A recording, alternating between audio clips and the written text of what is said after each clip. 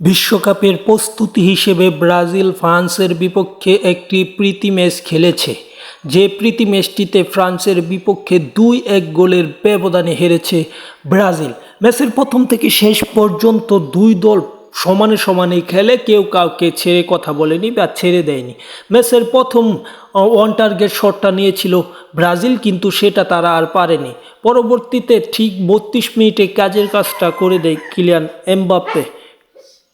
এমবাপ্পের 32 মিনিটের গোলে মূলত ম্যাচটাতে 1-0 গোলের লিড পায় ফ্রান্স। পরবর্তীতে প্রথমার্ধে আর কেউ কোনো গোল করতে না পারায় মূলত 1-0 গোলের লিড নিয়ে বিরতিতে যায় ফ্রান্স।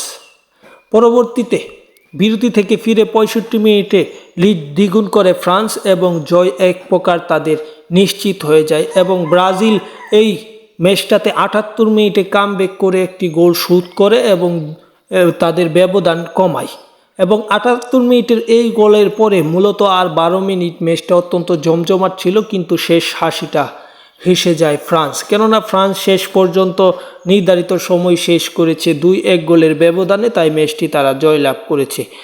ব্রাজিল ইদানিং ধরে বড় দলগুলোর বিপক্ষে একের পরে এক ম্যাচ হারছে। বিশ্বকাপের আগে এটা তাদের অবশ্যই স্বস্তি দেবে না।